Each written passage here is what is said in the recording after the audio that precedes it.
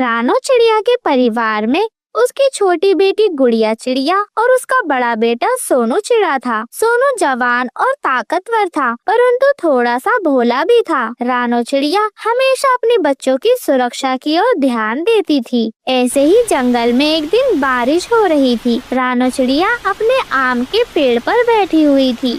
मम्मा, बाहर बारिश बहुत ज्यादा तेज हो रही है, क्या सोनू भैया नहीं आएंगे? गुड़िया बेटी आएंगे, परंतु मुझे बहुत ज्यादा डर लग रहा है। इस जंगल के शिकारी बहुत ज्यादा खतरनाक हैं।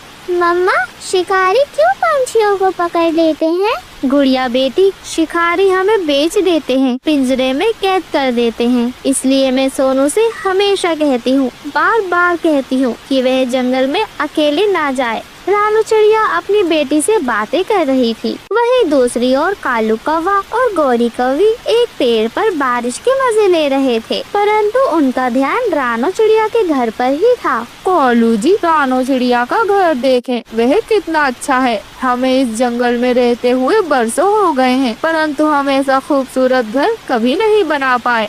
हाँ गौरी, तुम बिल्कुल सच कह रही हो। हमें इस जंगल में बरसों हो गए हैं और हमारा घर अभी भी इतना बेकार है। रानो चिड़िया के जैसा अच्छा घर नहीं है हमारा। परंतु अगर हम इस छोटी चिड़िया को इस पेड़ से हटा दें तो यह घर हमारा हो जाएगा।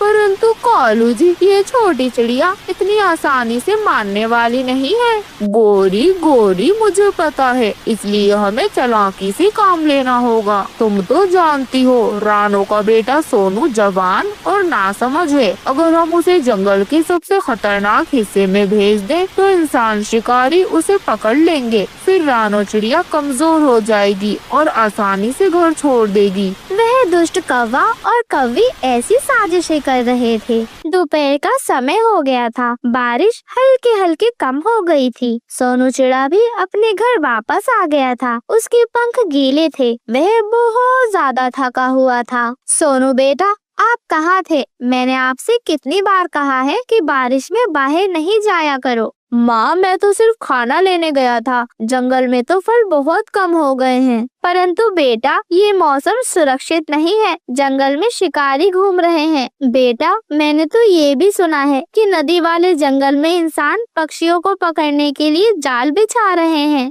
मम्मा, आप तो हमेशा डरती रहती हो। मेरी प्यारी माँ, अब मैं बड़ा हो गया हूँ और अपना ख्याल भी रख सकता हूँ। आप मेरी इतनी चिंता क्यों करती हो? परंतु भैया, मम्मा सही कह रही है, मुझे भी बहुत ज्यादा डर लगता है। नहीं गुड़िया, इसमें इतनी भी डरने वाली कोई बात नहीं है। अगले दिन कालू कौवा और गौरी कौवी सोनू से मिलने आते हैं। अरे सोनू बेटा, तुम तो इतने ज्यादा मेहनती हो, परंतु मुझे लगता है कि तुम्हारी माँ तुम्हें ज्यादा बाहर नहीं जाने देती है। हाँ कालू अंकल, क्योंकि मेरी माँ मुझसे बहुत ज्यादा प्यार करती हैं, पर मैं उनका कहना हमेशा नहीं मानता। वह सही कहती हैं, मुझे ज्यादा बाहर नहीं जाना चाहिए। सोनू बेटा, तो क्यों ना तुम नदी वाले जंगल जाओ, वहाँ तुम्हें बहुत सारे ताजे ताजे मीठे मीठे फल मिलेंगे। हम तो रोज वहाँ जाते हैं और वहाँ से खाना खाकर भी आते हैं और ताजे ताजे मीठे मीठे फल लेकर भी आते हैं। कालू अंकल, गौरी आंटी, परंतु मुझे माँ ने मना किया है कि जंगल में नदी की ओर नहीं जाना। अरे बेटा, मम्मा को नहीं बताना। जल्दी जाओ और जल्दी से लौट आओ, तो किसी को पता भी नहीं चलेगा। ऐसे ही सोनू चिड़ा कालू और गौरी की बातों पर भरोसा कर लेता है और वह तय करता है कि अगली सुबह वह नदी वाले जंगल में जाएगा। परंतु नदी वाले जंगल में एक इंसान शिकारी अपना जाल लेकर छुपा हुआ था और वह शिकारी बारिश में पक्षियों को पकड़ने आया था। वह शिकारी अपने मन ही मन में सोचता है, यह जंगल इतना शांत है, बस एक कोई सुंदर पक्षी मेरे जाल में फंस जाए, फिर मैं उसे बेचकर अच्छा पैसा कमाऊंगा। शहर में लोग पक्षियों को खरीदने के लिए बहुत पैसा देते हैं। ऐसे ही सोनू नदी वाले जंगल पहुंच जाता है। सोनू चिड़ा फल खाने के लिए नीचे उतर जाता है। जैसे ही वह फल खाता है, वह एक जाल में फंस जाता है। सोनू चिड़ा तो बहुत ज्यादा घबरा जाता है। अरे ये क्या हो गया? बचाओ, कोई मुझे बचाओ, मैं यहाँ फंस गया हूँ, कोई मेरी मदद करो, बचाओ मुझे कोई बचाओ। सोनू चिड़ा जोर जोर से चिल्ला रहा था। उसके चिल्लाने की आवाज सुनकर वह शिकारी इंसान उसके पास आ जाता है। अरे वाह वाह वाह वाह, कितना सुंदर शिकारी पक्षी फंसा है आज तो। मुझे तो मजा आ गया। अब ये सुंदर पक्षी मेरा हुआ।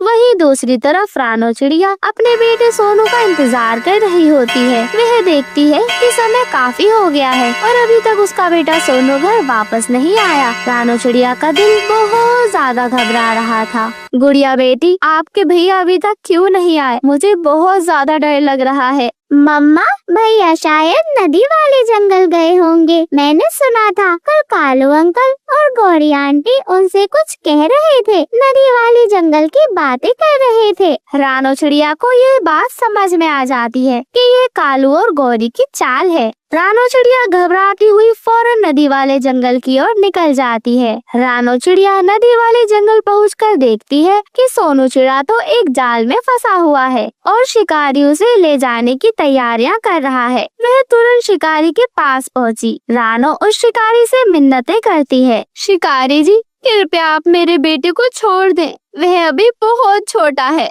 मुझे पैसा चाहिए और यह पक्षी मुझे पैसा देगा। नहीं नहीं, कृपया आप मेरे बेटे को छोड़ दें। मैं आपके लिए दूसरे पक्षियों को ढूंढ दूंगी, बस आप मेरे बेटे को छोड़ दो। थोड़ी देर के लिए सोच में पड़ जाता है। रानो चिड़िया सोचती है कि मुझे शिकारी को अब धोखा देना होगा। रानो चिड़िया अपने दोस्तों को बुला लेती है। बहुत सारे पक्षी एक साथ आ जाते हैं और वह शिकारी पर हमला कर देते हैं। शिकारी घबरा जाता है और वह डरकर भाग जाता है, परंतु वह जाल में वहीं छोड़कर भाग गया था। ऐसे ही रानो चिड़िया अपने बेटे को जाल से बाहर निकालती है, परंतु सोनू चिड़ा बहुत ज्यादा डरा हुआ था। उसे अपनी गलती का एहसास था कि उसकी माँ ने उसे कितना समझाया, कितना मना किया कि नदी वाले जंगल नहीं जाना है। माँ, मुझे माफ कर दो, मैंने आपकी बात नहीं मानी। मैं बहुत पछता रहा हूँ। सोनू बेटा, आइंदा आप किसी भी अजनबी की बात पर भरोसा मत करना। यह जंगल खतरनाक है। और ऐसे ही रानो चिड़िया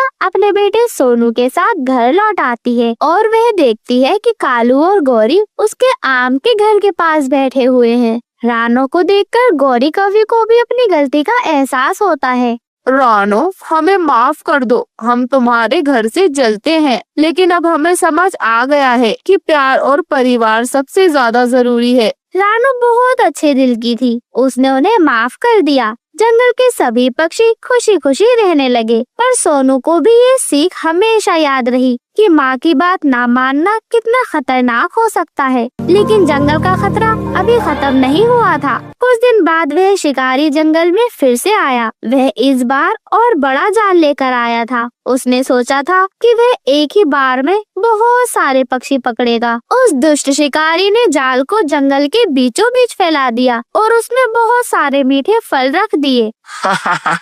इस बार जंगल का कोई पक्षी नहीं बच पाएगा मुझसे। मैं इन्हें पिंजरे में बंद कर शहर ले जाऊंगा और सभी पक्षियों को बेचकर बहुत सारे पैसे कमाऊंगा। परंतु इस बार जंगल के सभी पक्षी भी तैयार थे, क्योंकि रानो चिड़िया ने जंगल के सभी पक्षियों को यह बात बता दी थी। जब कालू और गौरी ने शिकारी को देखा, वे तुरंत रानो चिड़िया के पास खबर देने चले गए। रानो बहन कहाँ है अब? रानो बहन, वे शिकारी फिर से आ गया है और इस बार उसने बहुत बड़ा जाल बिछाया है। रानो बहन, हमें कुछ करना होगा। कालू भैया, आप डरे नहीं, इस बार हम शिकारियों को उसकी साजिश में सफल नहीं होने देंगे। आप एक काम करें, आप जाकर जंगल के सभी पक्षियों को यहाँ बुला लाइए।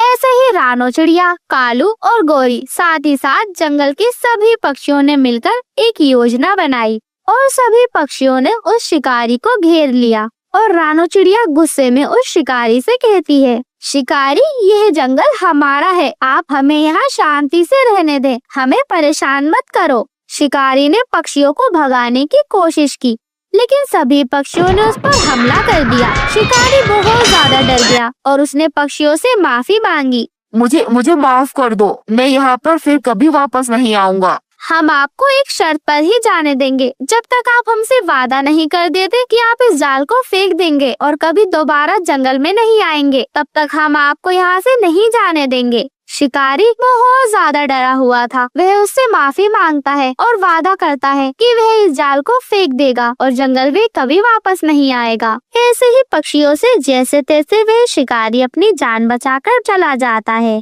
और ऐसे ही जंगल के सभी पक्षी शांति के साथ रहने लगे। कालू और गौरी ने भी अपना एक घोंसला बना लिया और वे ईमानदारी से अपनी जिंदगी जीने लगे। रानो चिड़िया ने अपने बच्चों को यह सिखाया कि जीवन में चाहे कितने भी खतरे क्यों न आए, अगर हम एकजुट होकर उसका सामना करेंगे तो हर मुश्किल आसान हो सकती है। परंतु यह कहानी सभी बच्चों के लिए एक बहुत बड़ी सीख है। हम सभी बच्चों को अपने माता पिता की बात सुननी चाहिए और अनजान लोगों पर भरोसा नहीं करना चाहिए।